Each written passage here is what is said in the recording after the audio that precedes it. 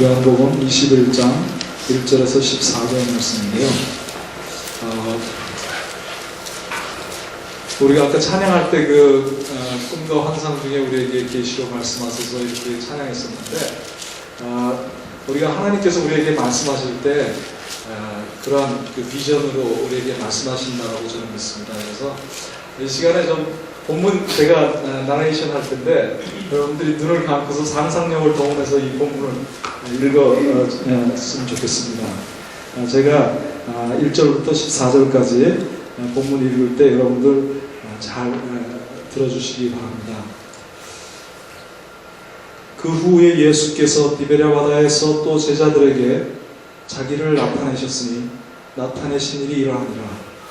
시몬 베드로와 디두모라 하는 도마와 갈릴리 가나 사람 나다나엘과 세베대의 아들들과 또 다른 제자들이 함께 있더니 시몬 베드로가 나는 물고기를 잡으러 가노라 하매 저희가 우리도 함께 가겠다 하고 나가서 배에 올랐으나 이 밤에 아무것도 잡지 못하였더니 날이 새어갈 때에 예수께서 바닷가에 서셨으나 제자들이 예수이신 줄을 알지 못하는지라. 예수께서 이르시되 얘들아 너에게 고기가 있느냐? 대답하되 없나이다. 가라사대 그물을 배 오른편에 던지라. 그리하면 얻으리라 하신데 이에 던졌더니 고기가 많아 그물을 들 수 없더라. 예수의 사랑하시는 그 제자가 베드로에게 이르되 주시라 하니 시몬 베드로가 벗고 있다가 주라 하는 말을 듣고 겉옷을 두른 후에 바다로 뛰어내리더라. 다른 제자들은 육지에서 산 거가 불과 한 50간쯤 되므로 작은 배를 타고 고기 든 그물을 끌고 와서 육지에 올라와 보니 숯불이 있는데 그 위에 생선이 놓였고 떡도 있더라. 예수께서 가라사대 지금 잡은 생선을 좀 가져오라 하신대 시몬 베드로가 올라가서 그물을 육지에 끌어올리니 가득히 찬 큰 고기가 153마리라. 이같이 많으나 그물이 찢어지지 아니하였더라. 예수께서 가라사대 와서 조반을 먹으라 하시니 제자들이 주신 줄 아는 고로 당신이 누구냐 감히 묻는 자가 없더라. 예수께서 가셔서 떡을 가져다가 저희에게 주시고 생선도 그와 같이 하시니라. 이것은 예수께서 죽은 자 가운데서 살아나신 후에 세 번째 제자들에게 나타나신 것이라. 아멘. 저희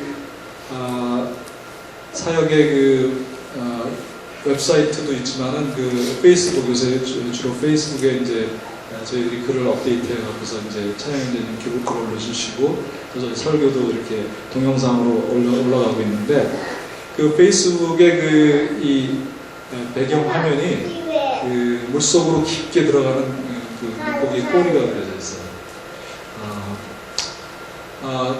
그 이유는 저희 깊은 물소리 예배를 포함해서 텐트메이커스 모든 사역들이 어떻게 보면은 이미 기존에 주님을 알고 또 저와 함께 사역하던 그러한 분들, 사역자들을 위해서 우리의 사역들이 또 더 깊은 물로 초청하는 그러한 의미라고 생각이 됩니다.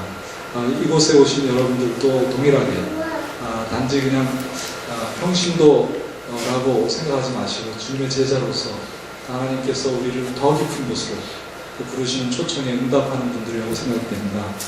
그래서 제가 여러분들을 두 번째 부르심으로 초청하도록 하겠습니다. 지난 토요일에 저희가 아이들과 함께 10주 과정의 킹스키즈 트레이닝을 시작했습니다. 그 전날까지만 해도 확정된 아이들 중에서 이런 아이들이 생겼습니다. 금요일 저녁에 전화가 와서 저희가 신청은 했지만은 이번 한 주만 어떻게 트라이아웃 해보면 안 되겠냐고. 아이의 의견을 존중하고 싶은데 아이가 가서 마음에 들면은 계속 프로그램을 하고 또 그렇지 않으면 그 다음 주부터는 못 나가겠다 이런 얘기를 하는 분도 계셨고 또 어떤 분은 이제 학부모신데 전도여행에 대해서 깊이 생각 안 해보시고 결정을 하셨다가 저희가 이제 예상되는 비용들을 말했을 때 그 아이를 보낼 수 없겠습니다. 이렇게 얘기하신 전화도 있었습니다. 그 시작도 하기 전에 이제 그런 일들이 이제 그런 전화들을 받게 되니까 제 마음에 좀 낙담이 되더라고요. 그런데 그때 저에게 주신 어떤 생각은 이것이었습니다. 옛날 일들을 떠올리면서 옛날 일들을 다시 기억하면서 네가 가진 게 무엇이었지? 이런 질문이 떠올랐습니다. 처음에 저에게 들은 생각은 nothing, 아무것도 없다는 생각이었습니다. 그리고 우리가 처음에 이 사역을 시작할 때에도 아무것도 없이 시작을 했죠. 단지 하나님의 부르심만 믿고. 그런데 가만히 좀 더 깊게 생각하니까 무언가 가졌다라는 생각을 다시 주셨어요. We have something. 그 something이 뭐였냐면은 저에게 그 6명의 스태프들이 있고요. 또 그다음에 기존에 우리 프로그램 하면서 같이 잘 쫓아오던 아이들이 믿고 따라주는 아이들이 있었습니다. 그리고 또 한 가지 장면이 떠올랐는데 그것은 무엇이냐면 사도행전 3장 6절에 베드로와 요한이 성전에 올라가서 기도하러 올라갈 때 성전 미문에 앉아있던 안전뱅이를 향해서 했던 그 이야기가 생각났습니다. 그때 베드로가 이렇게 얘기합니다. 은과 금은 내게 없지만은 내게 있는 것으로 내게 준다. 내게 있는 것은 나사렛 예수의 이름이다. 일어나 걸어라. 그때 어떻게 일어났죠? 베드로와 요한의 이야기가 생각났습니다. 그때 베드로와 요한이 얘기했던 것은 딱 한 가지였습니다. 내가 갖고 있는 것이 있다. 내가 그것을 너에게 주겠다. 이렇게 얘기한 것이었습니다. 그렇게 베드로와 요한이 얘기했던 장면이 떠오르면서 저는 다시 이제 어떻게 보면 기운을 힘을 얻게 되었습니다. 그러면서 이 성경 본문을 다시 보게 되었습니다. 요한복음 21장은 20장하고 약간 좀 갭이 있는 듯한 그런 이야기이기도 하고 어떤 성서학자의 이야기는 다시 20장까지 쓰여진 다음에 나중에 애드됐다라는 그런 이야기도 있습니다. 어찌됐든 간에 예수님께서 오늘 이 본문 가운데 제자들에게 이야기하시는데 첫 번째 초청이 이것이었습니다. 얘들아, 너희가 거기가 있느냐? 이렇게 물어보십니다. 근데 이 제자들은 밤이 맞도록 수고했던 상태였습니다. 밤새도록 그물을 던지고 또다시 빈 그물을 걷어들이고 또 던지고 또 빈 그물을 걷고 이러한 일을 반복했던 사람들이었습니다. 제자들이었습니다.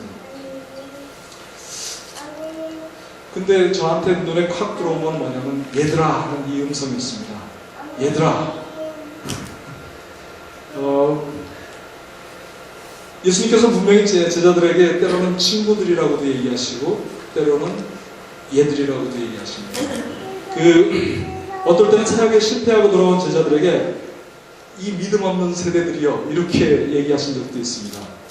그것이 이제 마가복음 9장에 보면은 벙어리 귀신 들린 소년을 고치러 갔다가 실패하고 돌아온 제자들에게 예수님께서 그렇게 얘기하시죠. 이 믿음 없는 세대들 이렇게 얘기하십니다. 그리고 또 부활하신 예수님께서 제자들에게 나타나서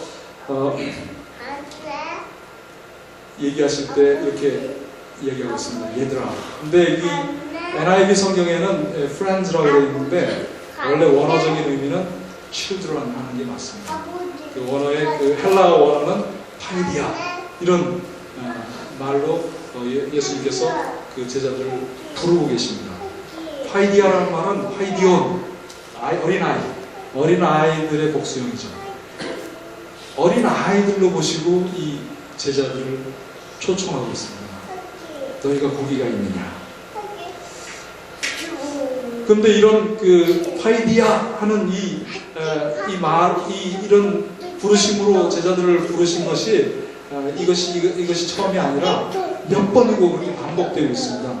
마가복음 10장에도 똑같이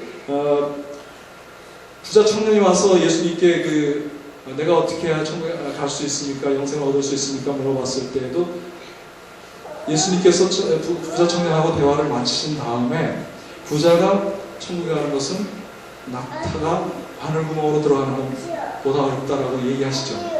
그때 이제 제자들이 수근수근 됩니다. 그럼 어떻게 하지? 그럼 어떻게 하지? 근데 그 제자들에게, 미처 깨닫지 못한 제자들에게도 똑같은 얘기를 하십니다. 화이디야, 너희들이 내 말을 아직도 깨닫지 못하고 있구나. 하나님은 하실 수 있다. 이런 얘기를 하십니다. 그리고 또 그 베드로와 야고보와 요한 데리고서 감람산에 오르셔서 기도할 때도 제자들에게 부탁을 하시죠. 나와 함께 같이 나를 위해서 좀 기도해 줄 수 없겠니? 그렇게 부탁을 하시고 혼자 올라가셔서 기도하시고 내려오셔서 자는 제자들 향해서 이렇게 얘기하죠. 얘들아, 너희가 한시도 나와 함께 깨어서 기도해 줄 수 없었겠느냐? 이렇게 얘기하십니다. 동일한 호칭으로 반복해서 이렇게 얘들아 하는 단어를 하이디야 하는 이야기를 하시면서 제자들을 부르시는 그 예수님을 우리가 보게 됩니다. 그런데 이 요한복음 21장의 모습은 조금 다릅니다. 요한복음 21장에서 이 제자들은 이미 부활한 주님을 만났던 제자들입니다. 이미 부활한 주님을 만났지만 그들의 생활이 달라지진 않았습니다. 여전히 그 생활고에 시달리는 가난한 삶이 기다리고 있었습니다. 주님은 부활하신 주님은 한번 나타나시더니 어디 가셨는지 모르겠고, 그래서 베드로는 아이디어를 냅니다. 어디선가 이제 배를 빌려왔겠죠. 이미 3년 동안 자기는 그 본업인 어부웨이를 놓고 예수님을 쫓아다녔기 때문에 자기의 배는 있을 리가 없습니다. 빌려와서 고기를 잡으러 가겠다고 말합니다. 그런데 그때 베드로가 그렇게 고기 잡으러 가겠다 얘기했을 때 베드로만 동의한 게 아니라 도마도, 세베대의 아들 야고보, 요한도, 나다나엘도, 나도 이렇게 하면서 전부 그 고기 잡으러 가는 베드로를 따라가겠다라고 얘기하고 있습니다. 특별히 예수님의 제자들 가운데 반 이상은 고기를 잡던 어부들이었습니다.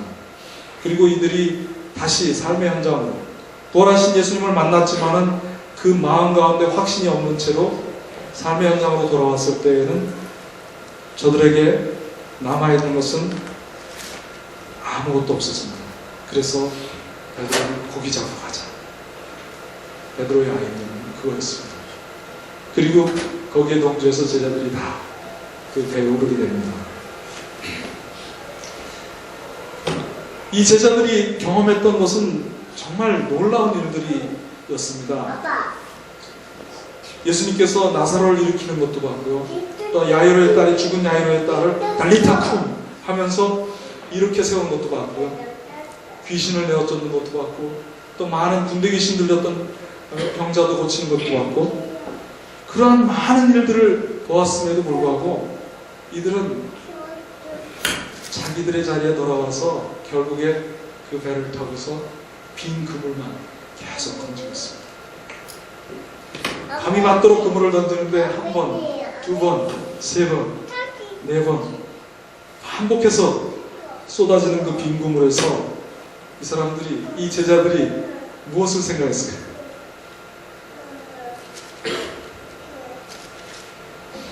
빈 그물이라는 것은 무엇을 상징합니까? 우리가 지갑이 조금 비어도 사실은 어깨에 힘이 빠집니다. 어떻게 보면은 Are we really surely losers? 이런 생각도 들었을 겁니다.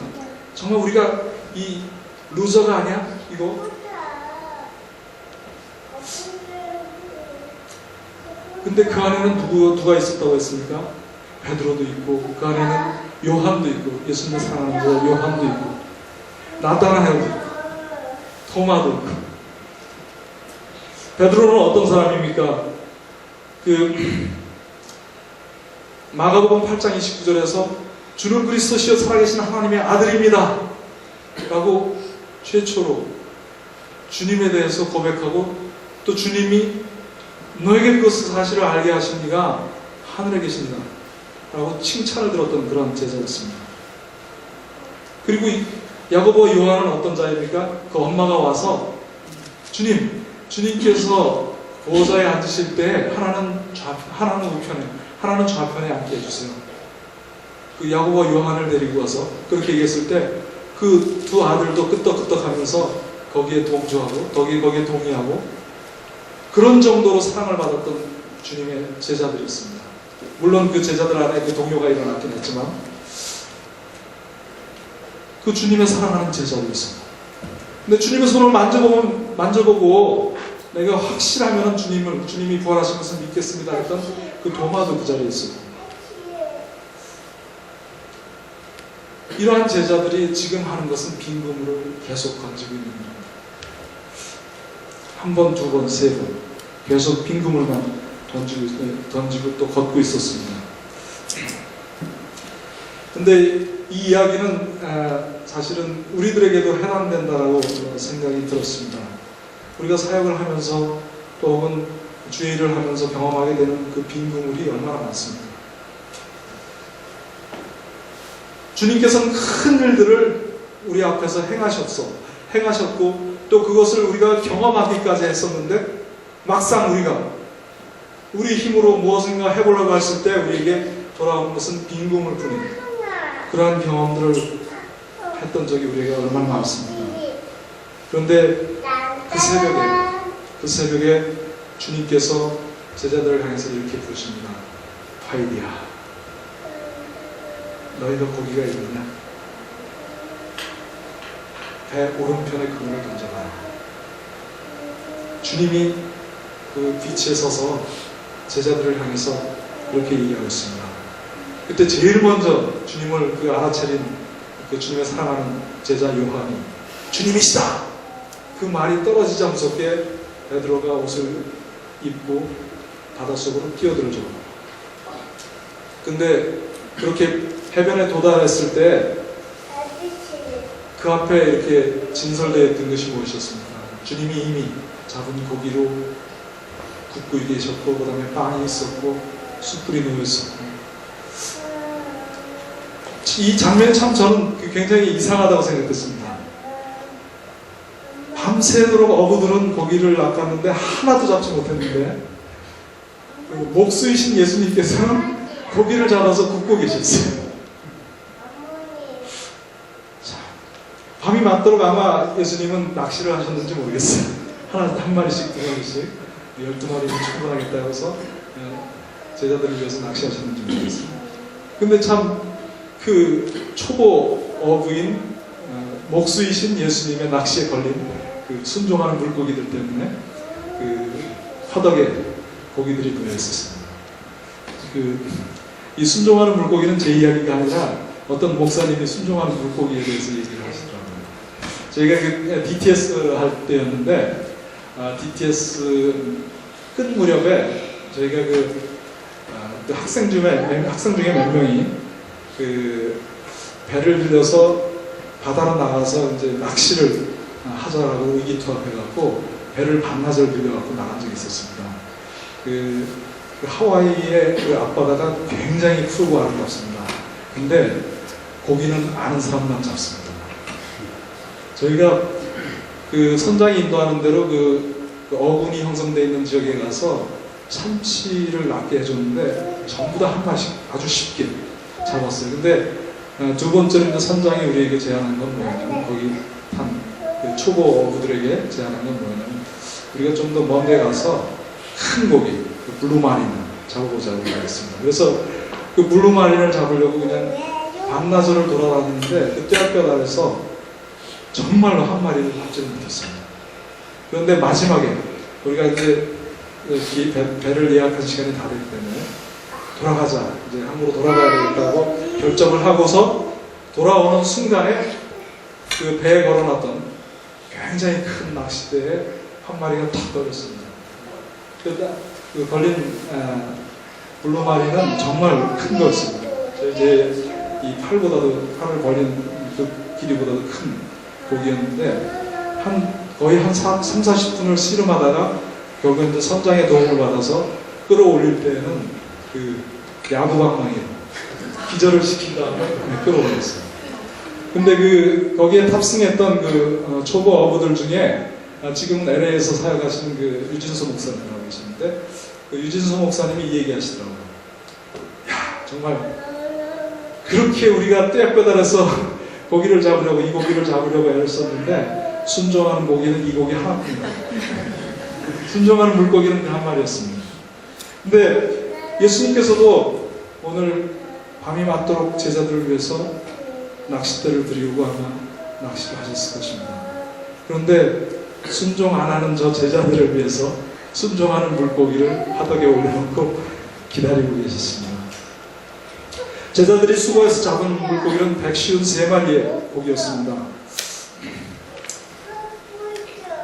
그 물속에 뛰어든 베드로를 포함해서 새벽 이슬에 젖은 그 초췌해진 예수님의 제자들은 주님과 시선을 마주칠 수 없을 정도로 부끄럽겠죠.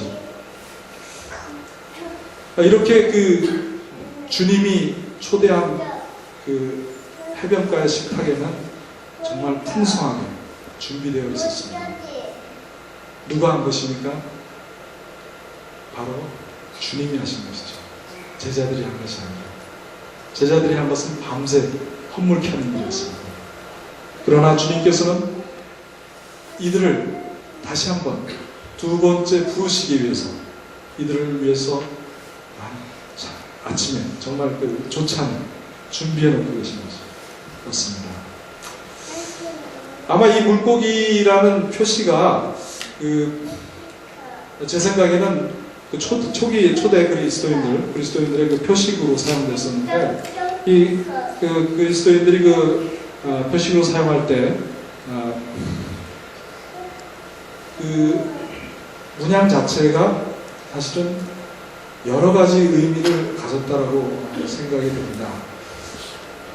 초대 초대 그리스도인들은 베드로를 포함해서 많은 어부들이 있었고 또 저들에게는 양식이라는 것이 사실은 보잘것없는 빵과 물고기들이 대부분이었는데 그 물고기들을 보면서 그들에게 생각난 것은 예수님의 부르심, 특별히 베드로만 생각을 해보더라도 베드로에게 가장 큰 것은 자기는 어부였다라는 사실을 항상 기억했을 것 같아요.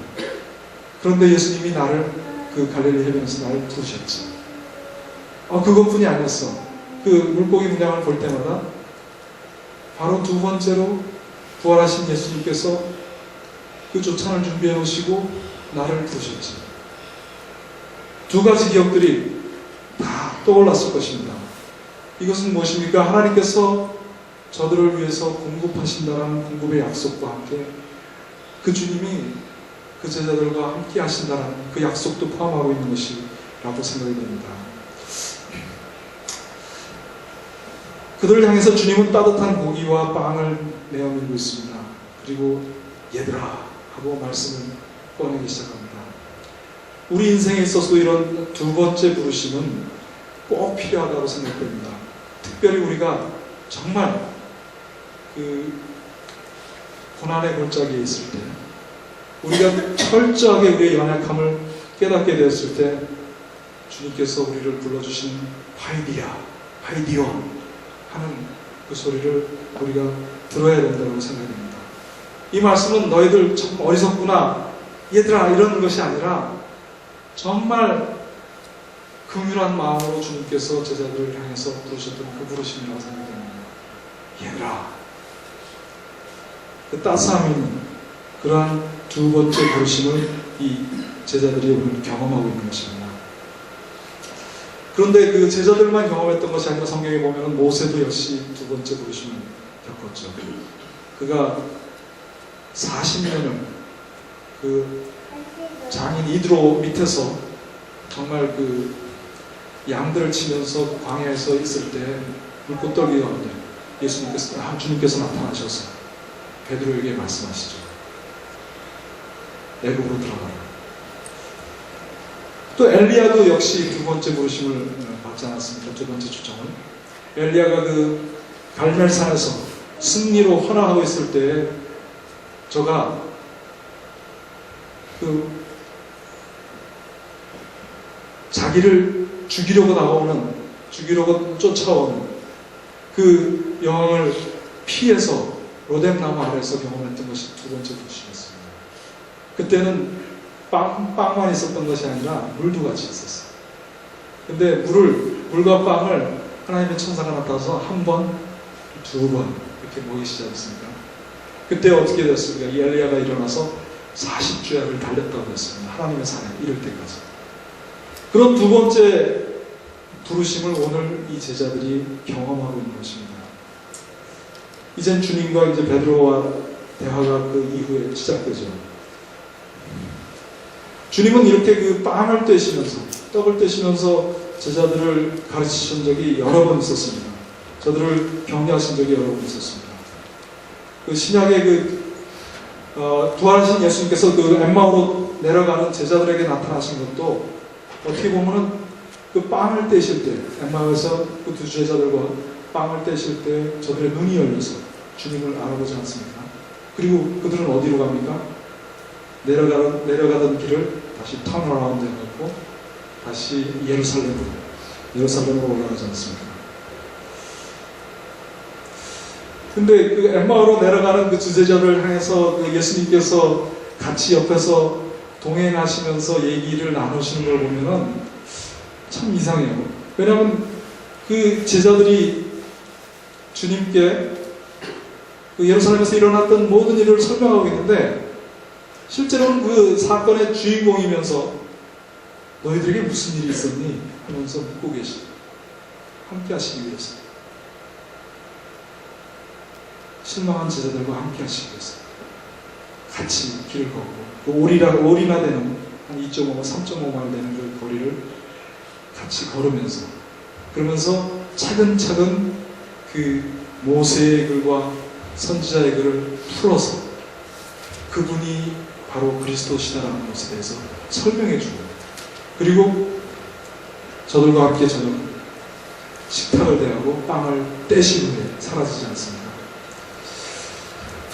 그 엠마오로 가는 두 제자들은 역시 이 세컨콜을 받았던 제자들이라고 믿습니다. 여러분들 그 컴패니언이라는 그 친구라는 단어가 어떤 의미인지 제가 어원을 최근에 알게 되었는데 컴패니언 빵을 같이 나눈 사람을 컴패니언이라고 한다고 합니다. 주님은 얘들아 파이디야 하고 부르고 계시지만 이미 저들에게 빵을 나눌 준비를 하고 계신 제자들의 친구로서 제자들의 동역자로서 그 시각에 그 자리에 와 계셨던 것입니다. 그리고 제자들을 향해서 두 번째 부르심을 하고 계신 것이었습니다. 이렇게 빵으로 본다고 하면은 주님이 이들을 단순히 어린아이들 얘들아 하고 부르신 것이 아니라 정말 동역자로 친구로 부르셨다는 것을 제가 믿게 됩니다. 어린아이들과 같은 연약한 이 제자들을 주님의 친구로서 다시 초청하고 저들을 보내시고 계신다라고 믿습니다. 진정한 친구의 정의는 제가 찾아보니까 이렇게 되어 있더라고요. 그 사람에 대해 모든 것을 알고 있으면서도 여전히 그 사람을 사랑하는 사람을 친구라고 이야기한다고 합니다. 주님은 제자들의 모든 것을 알고 계시면서 얘들아 부르시면서 그곳에 친구가 되어주셔서 저들을 다시 끌어올리시고 계십니다. 좀 더 이 친구라는 단어를 깊게 이렇게 보니까 그 고대 로마 제국에서는 그 황제의 주변에 있던 집권층들, 그 인너서클들을 특별히 또 초대 그리스도인들도 마찬가지였다고 합니다. 그냥 미어 크리스찬들이 미어 빌리버스가 아니라 그 인너서클에 속한 사람들을 friends 이렇게 불렀다고 합니다. 주님은 분명히 이 자리에서 얘들아 하고서 하이디야 하고 계시지만은 그들을 친구로 모시고 부른다고 믿게 되는 것입니다. 그리고 주님의 정의에 따르면 진정한 친구는 뭐라고 되어 있습니까? 친구를 위해서 목숨을 준다, 목숨까지도 준다라고 얘기하지 않습니다. 주님께서 이미 저들을 위해서 목숨을 십자가에 달려서 주시지 않았습니다. 그리고 또 요한복음 15장에 이렇게 이야기하고 있습니다. 내 계명을 지키는 자라야 나의 친구다. 주님이 주신 계명은 무엇입니까? 너희가 서로 사랑해라. 그것 아닙니까? 이 사랑을 이미 주님께서 제자들에게 보이셨기 때문에 저는 오늘 파이디야 하고 부르는 소리가 내 친구다 하고 두 번째 그 부르심으로 와닿게 된 것입니다. 그 주님의 음성은 계속해서 이렇게 그 연약한 아이들을 친구로 대우하시면서 부르고 계시는 것입니다. 아마도 그 연약한 베드로를 알고 계셨기 때문에 그 뒤에 14절 이후에 그 세 번의 확인이 필요했던 것 같습니다. 내가 나를 사랑하느냐? 내가 나를 사랑하느냐? 내가 나를 사랑하느냐? 물론 주님 안에 안타까움도 있었겠죠. 그렇지만 그를 진정 동역자로 친구로서 생각하고 이렇게 부르셨다고 생각이 됩니다. 그런데 이렇게 부르시는 것으로 끝난 것이 아니라 제자들을 변화의 자리로 초청하고 그 변화를 약속하고 계시다는 것입니다. 진짜 저들이 예수님과 동역하는 동역자들이 되어가는 것입니다. 하나님의 방법은 항상 그랬던 것 같습니다. 우리를 지금의 나로 보시고 우리를 부르시는 것이 아니라 장차 되어질 나로 보시고 나를 부르시고 또 그렇게 대우하고 그렇게 또 함께 가자고 얘기하시는 것입니다.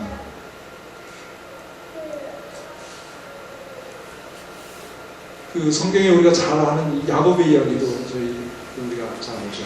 야곱이 그 야복강에서 하나님과 씨름하고서 이스라엘이라는 이름을 얻었음에도 불구하고 그 이후에 계속 하나님께서는 야곱아 부르실 때도 있고 어떨 때는 이스라엘아 이렇게 부르실 때도 있습니다. 그 베들에 올라가서 예배하자 하고서 베들에 올라갈 때는 이스라엘아 또 얘기하시고 또 어떨 때는 또 야곱아 얘기하시고 그렇지만 하나님의 목적은 딱 한 가지.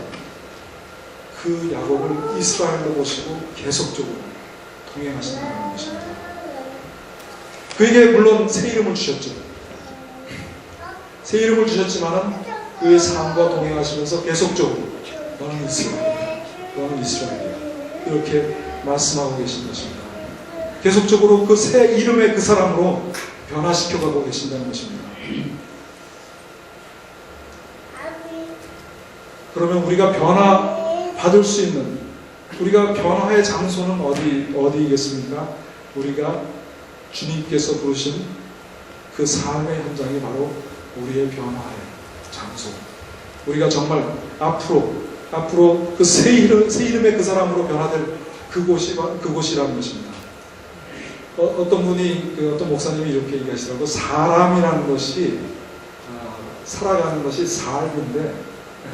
삶인데 결국에 하나님의 통치는 우리의 삶 속에서 일어나는 것이다.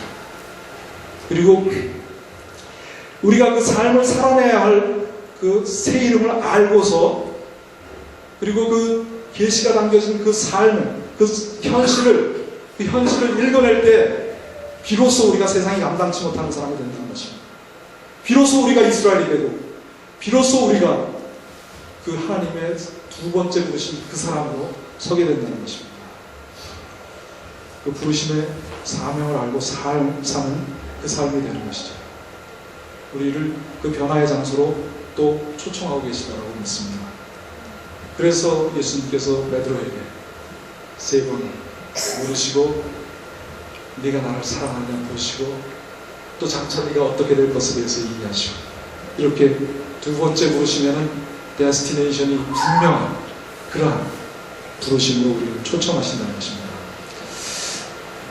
그러므로 가장 중요한 영적인 훈련의 하나는 우리의 삶의 시간들을 사명을 수행하는 시간이라고 믿고 그것을 깨닫고 살아가는 것이 중요한 것입니다. 좀 더 성경적으로 표현하면 우리의 인생을 사명으로 생각하고 살면 우리는 우리에게서 떠나온 집이 있고 그 떠나온 집으로 돌아가지 않으면 안 된다는 사실을 알게 됩니다. 어떤 메시지를 전달하기 위해서 또는 어떤 사업을 완성하기 위해서 한동안 먼 나라에 가 있는 우리 자신을 상상해 볼 수 있습니다. 그 메시지가 전달되고 그 사명이 완수되면 우리는 집으로 돌아가서 우리가 수행한 그 사명을 설명하고 고된 일에서 벗어나서 쉬기를 원하게 되는 것입니다. 이 말씀을 듣는 여러분들도 동일하게 오늘 그 제자들이 들었던 그 두 번째 부르심을 듣기를 바랍니다. 또 여러분들이 가졌던 그 새 이름 기억해내기 바랍니다. 잠깐 기도하겠습니다.